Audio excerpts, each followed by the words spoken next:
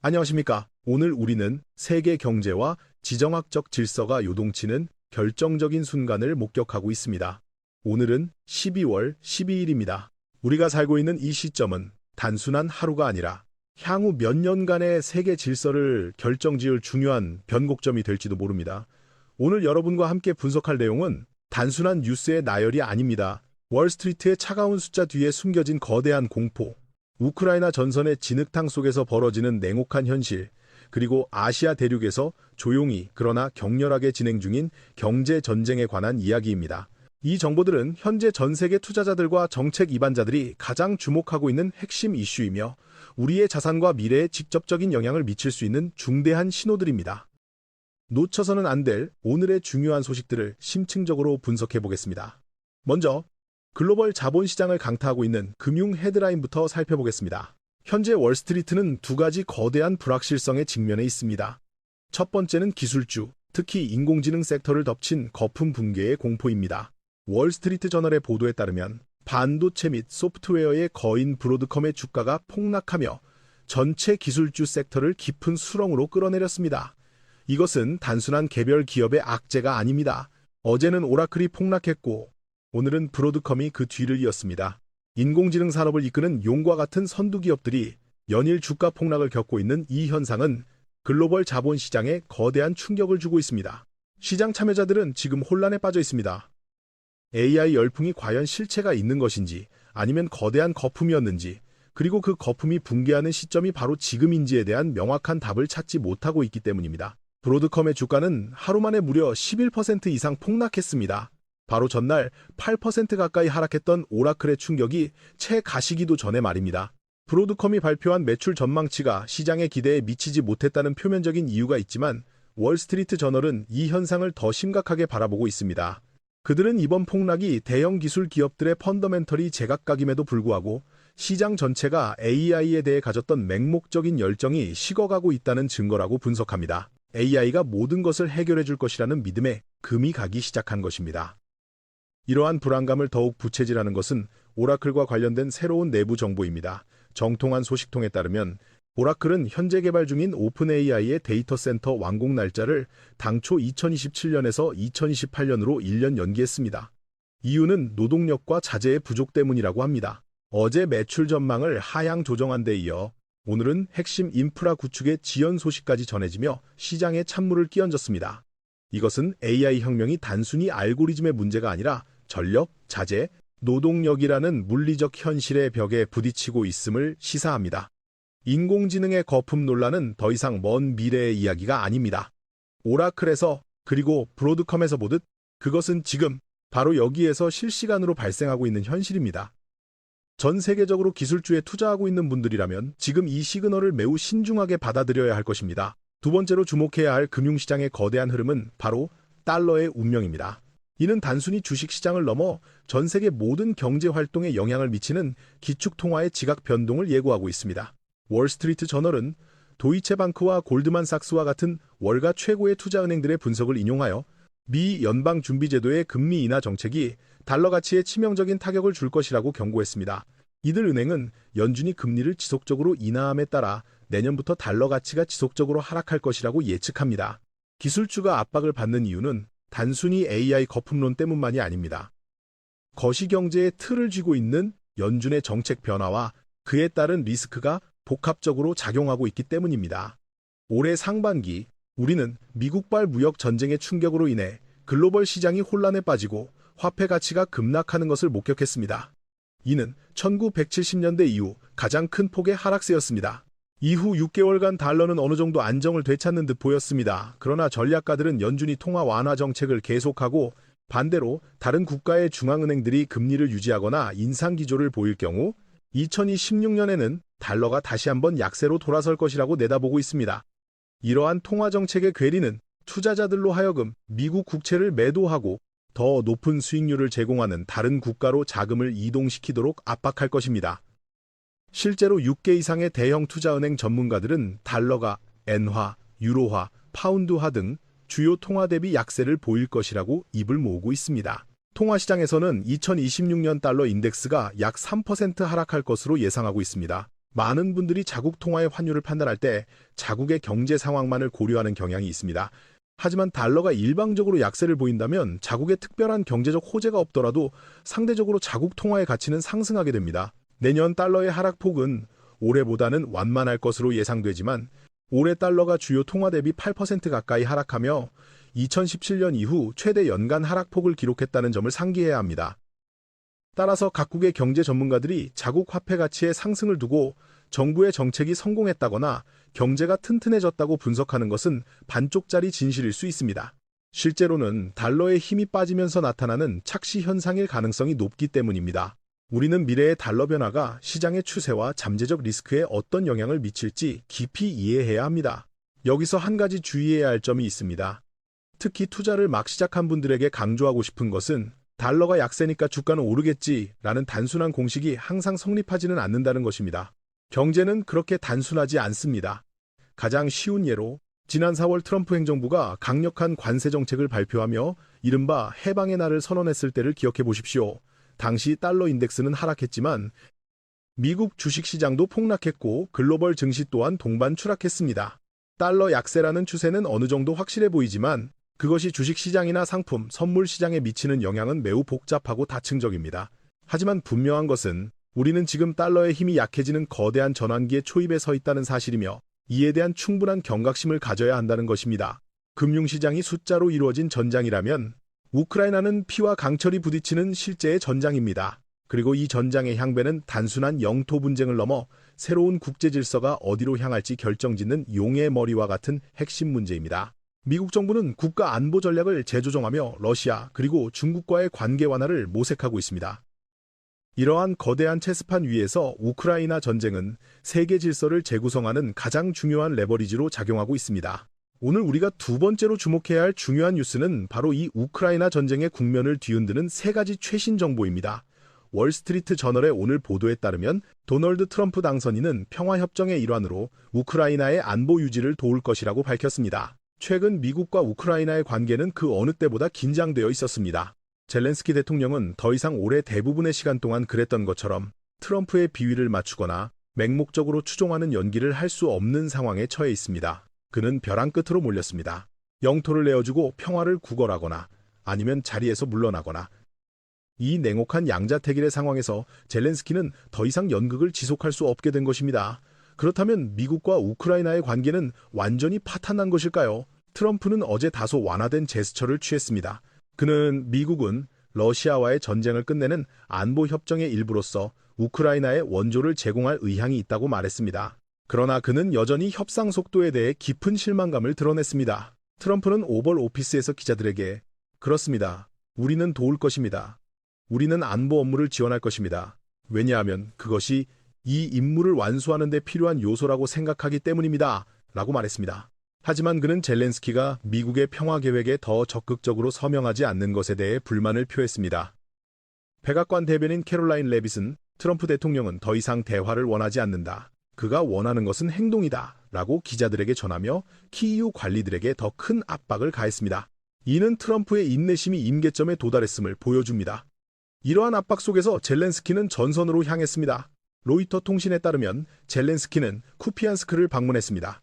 그는 방탄조끼를 입고 쿠피안스크 입구의 표지판 앞에 서서 영상을 촬영했습니다. 그는 오늘 전선에서 얻은 성과는 매우 중요하다. 그래야만 우크라이나가 외교적으로도 성과를 낼 수 있다고 강조했습니다. 키이우 측은 쿠피안스크의 러시아군이 외부와 완전히 고립되었다고 주장하며 이는 우크라이나군이 러시아군을 포위했음을 의미한다고 밝혔습니다. 그러나 더 주목해야 할 것은 젤렌스키가 공개한 트럼프 측의 구체적인 압박 내용입니다. 트럼프 측은 단순히 젤렌스키를 비난하는 것에 그치지 않고 새로운 제안을 내놓았습니다. 이전의 28개항 계획에서는 현재 러시아가 점령하지 않은 동부 영토까지 할양할 것을 요구했으나 젤렌스키는 이를 강력히 거부했습니다. 이에 미국 측은 타협안을 제시했습니다. 좋다. 당신의 정치적 압박을 이해한다. 그렇다면 현재 돈바스 지역 중 우크라이나가 점령하고 있지만 러시아가 반드시 원하는 땅을 러시아에 넘겨주는 대신 그곳을 자유경제구역이자 비무장 완충지대로 만들자는 것입니다. 이 구역은 러시아에도 개방되는 형태입니다. 이것은 러시아가 원하는 땅을 실질적으로 얻게 하면서도 우크라이나 입장에서는 명목상 영토를 완전히 할양하는 것은 아니라는 명분을 주는 트럼프 행정부 특유의 거래적 제안입니다. 젤렌스키는 이 제안에 대해 즉답을 피했습니다. 그는 단지 트럼프 정부의 최신 제안을 대외적으로 공개했을 뿐입니다. 동시에 그는 미국의 강력한 지원과 안전 보장 없이는 우크라이나군을 철수시키는 것은 불공평하다. 러시아군이 그 지역으로 진입하는 것을 막을 메커니즘이 전혀 없기 때문이라고 강조하며 전략적인 태도로 대응했습니다. 즉, 완충지대 구상 자체를 거부하지는 않았지만 더 확실한 안전보장이라는 청구서를 들이민 셈입니다. 세 번째로 살펴볼 것은 전황에 대한 근본적인 의문입니다. 블룸버그 통신은 우크라이나는 전쟁에서 졌는가? 라는 도발적인 질문을 던지며 우크라이나 총사령관 시르스키의 반격을 보도했습니다. 최근 미국 여론은 우크라이나는 끝났다. 지금 항복하지 않으면 나중에 더 큰 대가를 치를 것이다. 라는 쪽으로 급격히 기울고 있습니다. 트럼프 역시 올해 초 젤렌스키가 크림반도와 동부 일부를 포기했다면 전쟁은 벌써 끝났을 것이라며 우크라이나는 지금 전쟁에서 지고 있다고 단언했습니다. 이러한 인식은 보수와 진보를 막론하고 미국과 영국의 언론 전반에 퍼져 있습니다. 이에 대해 시르스키 총사령관은 정면으로 반박했습니다. 그는 전선 상황이 나쁜 것은 맞다. 러시아는 거대한 인구와 경제를 가지고 있고 사상자에 대해 무관심하다고 인정했습니다. 하지만 그는 침공 초기부터 푸틴은 이러한 이점을 2022년 늦여름 우크라이나군이 보여주었던 성공적인 지상공격과 같은 전략적 승리로 전환하지 못했다고 지적했습니다.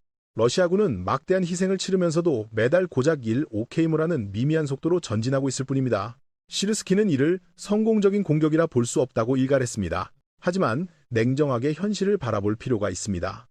우크라이나 전쟁의 대부분의 기간 동안 그들은 미국의 전폭적인 지원을 받았습니다. 그러나 올해 들어 미국은 수시로 핵심 무기 지원을 중단하고 정보 공유를 차단했습니다. 앞으로 군사적 지원은 더욱 줄어들 것입니다. 서방 여론이 트럼프의 비관론을 믿는 이유는 전장의 상황 자체가 불리해져서라기보다 우크라이나를 지탱하던 미국 요인이 사라지고 있기 때문입니다. 우크라이나인들에게 이것은 러시아군을 상대하는 것 이상으로 뼈아픈 고립무원의 가혹한 현실입니다. 이제 그들은 적뿐만 아니라 자신들을 버리려는 동맹의 변심과도 싸워야 하는 이중고에 직면해 있습니다. 우크라이나의 포연을 뒤로하고 시선을 아시아로 돌려보겠습니다. 그곳에는 총성 없는 전쟁이 벌어지고 있지만 그 양상은 전쟁만큼이나 기이하고 때로는 이해하기 힘든 모순으로 가득 차 있습니다. 오늘 여러분과 공유할 세 번째 뉴스는 AP통신의 보도입니다. 이 소식을 접한 서구의 많은 전문가들은 고개를 갸웃거렸고 일부는 실소를 금치 못했습니다.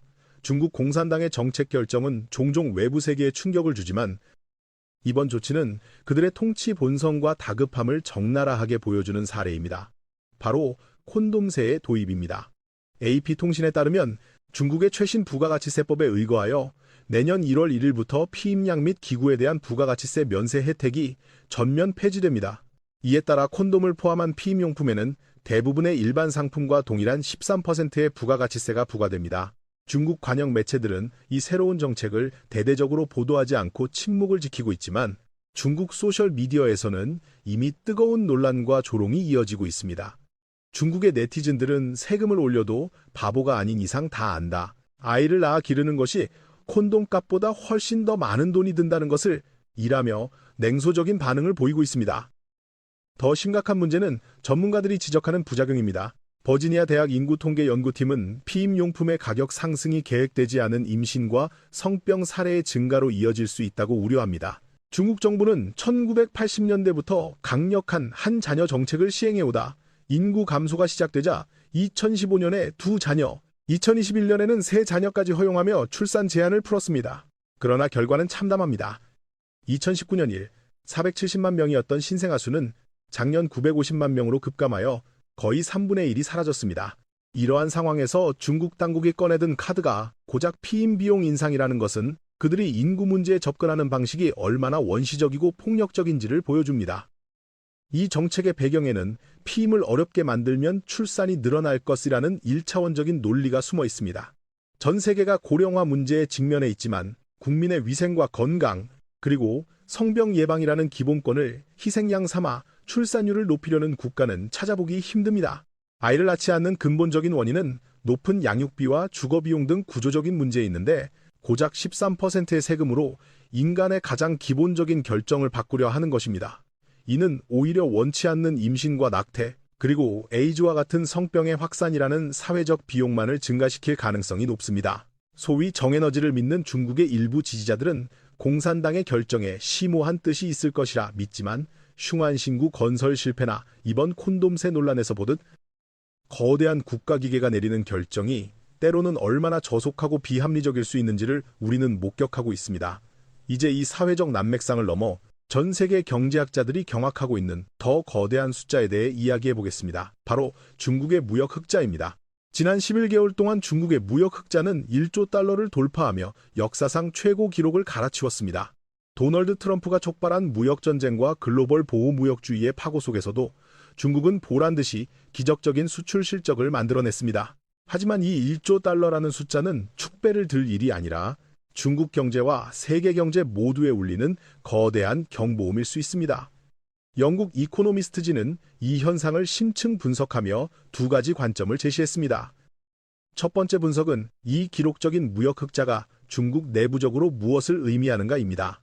이코노미스트는 중국의 정치 일정을 언급하며 흥미로운 서두를 엽니다. 보통 우리는 3월의 양회를 주목하지만 실제 중국 경제의 방향을 결정하는 것은 12월의 중앙경제공작회의입니다. 이 회의에서 중국 지도부는 기술 수준 향상이 수출의 회복력을 견인했다고 자평했습니다. 실제로 트럼프의 관세 폭탄에도 불구하고 중국 기업들은 동남아시아 등 새로운 시장을 개척하거나 제3국을 통한 우회 수출로 미국의 장벽을 넘었습니다. 골드만삭스는 중국의 대동남아 수출액 중 무려 70%가 실제로는 제3국을 거쳐 미국으로 들어가는 간접 수출이라고 지적했습니다. 그러나 이코노미스트가 꿰뚫어본 본질은 따로 있습니다. 이 거대한 흑자는 단순히 중국 수출 기업들이 강해서가 아니라 중국 내수 시장이 처참하게 무너졌기 때문에 발생한 결과라는 것입니다. 수입은 줄고 수출만 늘어나는 불균형, 즉 불황형 흑자의 그림자가 짙게 깔려 있습니다. 지난 11개월 동안 중국의 수입은 달러 기준으로 감소했습니다. 특히 부동산 시장의 붕괴는 건설 분야의 투자 지출을 급감시켰고 집값 하락은 가계 자산을 증발시켜 소비 심리를 얼어붙게 만들었습니다. 맥쿼리 은행의 보고서에 따르면 지난 4년간의 부동산 침체로 인해 증발한 부의 규모는 100조 위안에 달합니다. 디플레이션은 이미 뿌리 깊게 박혀버렸습니다. 중국 공산당에게 수출은 생명줄과도 같습니다. 강력한 재정 부양책도 부동산 시장의 안정도 없는 상황에서 오직 수출만이 올해 중국 정부가 목표로 한 5% 성장을 달성할 수 있게 해주는 유일한 엔진이기 때문입니다. 맥쿼리 은행은 중국 지도부가 부동산 시장을 필사적으로 구하지 않는 이유는 아직 그래야 할 만큼 절박하지 않기 때문이다. 수출이 더 이상 GDP 성장을 지탱할 수 없을 때 비로소 부동산이 바닥을 칠 것이라고 냉정하게 분석했습니다. 지방 재정은 고갈되었고 중앙정부만이 대규모 부양책을 쓸 능력이 있지만 그들은 주저하고 있습니다. 작년 9월 말 14조 위안 규모의 부양책을 내놓을 것이란 기대가 있었지만 올해 수출 호조로 GDP 달성이 무난해지자 대규모 자극은 사라졌습니다. 이코노미스트의 결론은 명확합니다. 중국은 수입을 통해 외국에 의존하는 것은 극도로 꺼리지만 외국이 중국 제품에 의존하는 것은 전혀 개의치 않는다. 이 말은 중국의 무역 흑자가 공산당의 정권 유지를 위한 핵심 수단으로 전락했음을 의미합니다. 내수 소비와 투자가 죽어버린 상황에서 중국은 남의 나라 소비 시장을 잠식하여 자신의 생명을 연장하고 있는 셈입니다. 이것은 단순한 경제활동이 아니라 중국이 안고 있는 내부의 시한폭탄을 전 세계로 수출하고 있는 것과 다름없습니다. 이제 우리는 이코노미스트가 제시한 두 번째 관점, 즉 세계가 중국의 무역 흑자를 어떻게 바라보는지에 대해 더 깊이 파고들어야 합니다. 이코노미스트는 중국의 1조 달러 흑자를 두려워하지 말라는 도발적인 제목을 달았습니다. 그 이유는 이 거대한 숫자가 세계의 문제라기보다는 오히려 중국 자신의 문제일 수 있기 때문입니다. 전 세계에서 GDP가 1조 달러를 넘는 국가는 단 19개국에 불과합니다. 중국은 단 11개월 만에 세계 최강국들의 1년치 GDP와 맞먹는 금액을 순수출로 벌어들였습니다. 마크롱 프랑스 대통령은 오늘날 우리가 목격하고 있는 이 불균형의 누적은 지속 가능하지 않다고 경고했습니다. 하지만 역설적이게도 이코노미스트는 이 현상이 중국 경제의 취약성을 드러낸다고 지적합니다. 중국은 세계에서 유일하게 디플레이션을 걱정해야 하는 대국이며 5년 연속 부동산 침체에 빠져 있습니다. 정부가 내수를 살릴 의지가 없기 때문에 중국은 오직 수출이라는 외발 자전거의 의지에 경제를 지탱하고 있는 것입니다. 만약 무역전쟁이 미국을 넘어 유럽으로 확산된다면 중국의 이 유일한 탈출구마저 봉쇄될 것입니다. 실제로 우르줄라 폰데어라이엔 EU 집행위원장은 중국 상품이 홍수처럼 유럽으로 밀려 들어오고 있다며 불만을 토로했습니다. 미국이 문을 닫자 갈 곳 잃은 중국 상품들이 유럽으로 쏟아져 들어온 것입니다. 유럽마저 빗장을 걸어 잠그는 순간 중국 경제는 질식할 수밖에 없습니다. 이 지점에서 우리는 경제학의 아버지 아담 스미스가 비판했던 낡은 유령, 바로 중상주의를 소환해야 합니다. 역사적으로 중상주의는 한 국가의 이익은 반드시 다른 국가의 손실을 통해 이루어진다는 제로섬 게임을 전제로 합니다. 과거 제국들은 금과 은을 국부의 원천으로 여기며 수입을 막고 수출만 장려하여 귀금속을 끌어모으는 데 혈안이 되었습니다. 오늘날 중국이 수입은 억제하고 수출에만 올인하며 달러와 국채를 축적하는 모습은 과거의 중상주의와 놀랍도록 닮아 있습니다. 하지만 역사는 우리에게 섬뜩한 교훈을 줍니다. 중상주의는 결국 스스로 무너졌습니다. 그 이유는 첫째, 제로섬 게임은 협력과 혁신을 파괴하기 때문이고, 둘째, 과도한 무역 흑자가 오히려 국내 인플레이션을 유발했기 때문입니다. 그리고 가장 중요한 세 번째 이유는 바로 전쟁입니다. 역사상 중상주의 국가는 스스로 흑자를 포기하고 물러난 적이 없습니다. 그들은 언제나 전쟁을 통해 강제로 멈춰섰습니다. 영국과 네덜란드의 전쟁, 7년 전쟁, 스페인 왕위 계승 전쟁, 그리고 미국 독립전쟁의 이면에는 모두 무역로와 시장을 독점하려는 중상주의적 탐욕이 깔려 있었습니다. 그리고 우리에게 가장 익숙하면서도 충격적인 사례, 바로 아편전쟁이 있습니다. 많은 분들이 아편전쟁을 영국이 중국을 침략한 제국주의 전쟁으로만 기억하지만 경제적 관점에서 보면 이는 극단적인 중상주의가 초래한 파국이었습니다. 1840년 전쟁 직전, 청나라의 GDP는 전 세계의 33%를 차지하는 압도적인 1위였습니다. 당시 영국은 고작 5%에 불과했습니다. 청나라는 차, 비단, 도자기를 전 세계에 팔아치우며 영국의 은을 블랙홀처럼 빨아들였습니다. 반면 청나라는 영국의 양모나 면화 따위는 필요 없다며 수입을 거부했습니다. 영국의 무역 적자는 감당할 수 없는 수준이었고 은 유출로 인해 국가 경제가 마비될 지경이었습니다. 결국 영국은 이 무역 불균형을 해소하기 위해 아편이라는 치명적인 상품을 밀매하기 시작했습니다. 아편이 퍼지자 비로소 은이 중국에서 영국으로 역류하기 시작했고 청나라가 이를 막아서자 영국은 한포를 앞세워 전쟁을 일으켰습니다. 당시 영국이 감히 거대한 청나라를 공격할 수 있었던 자신감은 어디서 나왔을까요? 바로 1인당 GDP의 격차였습니다. 영국의 1인당 GDP는 중국의 3배가 넘었습니다. 이는 기술력, 군사산업 능력, 그리고 국가 조직 효율성의 차이를 의미했습니다. 오늘날 시진핑 주석이 이끄는 중국은 다시 한번 거대한 무역 흑자를 무기로 전 세계의 부를 빨아들이고 있습니다. 그리고 세계는 다시 묻고 있습니다. 지금 우리는 제2차 아편전쟁의 전야에 서 있는가? 흥미로운 점은 이 질문에 대한 중국 내부와 외부의 시각이 정반대라는 것입니다. 서구 세계는 중국을 19세기의 고집스러운 청나라로 봅니다. 서태후가 이끌던 청나라처럼 시진핑의 중국 역시 세계 질서를 거부하다가 결국 강제로 문호가 개방되고 체제가 붕괴될 위험에 처해 있다고 봅니다. 반면 중국의 일부 관변학자들은 전혀 다른 해석을 내놓습니다. 그들은 지금이 아편전쟁의 시기라고 주장합니다. 즉, 중국이 과거의 영국 위치에 서 있고 쇠락해가는 미국이 청나라의 위치에 있다는 것입니다. 그들은 중국의 압도적인 제조업과 수출 능력이 미국을 경제적으로 점령하고 있으며 이것이 중국이 주도하는 새로운 세계 질서의 서막이라고 믿습니다. 시진핑 주석이 100년 동안 없었던 대변역을 그토록 자신있게 외치는 배경에는 이러한 오만한 역사인식이 깔려 있습니다. 하지만 냉정한 현실은 중국의 바람과는 다르게 흘러가고 있습니다. 과거 영국은 자유무역을 확산시키기 위해 싸웠지만 지금의 중국은 자유무역의 혜택을 누리면서 보호무역의 장벽 뒤에 숨어 있습니다. 유럽과 미국, 그리고 전 세계가 중국의 과잉 생산과 덤핑에 맞서 연합 전선을 형성하고 있습니다. 역사는 반복되지 않지만 가군을 맞춘다고 합니다. 극단적인 무역 불균형은 반드시 조정됩니다. 그것이 평화적인 합의에 의해서든 아니면 과거처럼 충돌과 갈등에 의해서든 말입니다. 오늘 우리는 AI 거품이라는 금융의 불안, 우크라이나라는 지정학적 비극, 그리고 중국의 무역 흑자라는 경제적 시한폭탄을 함께 살펴보았습니다. 이 세 가지 사건은 서로 다른 곳에서 일어났지만 결국 하나의 결론을 향하고 있습니다. 지난 수십 년간 우리가 누려왔던 세계화와 평화의 시대가 저물고 갈등과 생존의 시대가 도래했다는 것입니다. 달러의 가치 변화, 전쟁의 양상, 그리고 강대국들의 경제 전쟁은 여러분의 자산과 삶에 직접적인 파도를 일으킬 것입니다. 역사의 거대한 수레바퀴 앞에서 우리는 무엇을 준비해야 할지 깊이 고민해 보아야 할 시점입니다. 시청해 주셔서 감사합니다.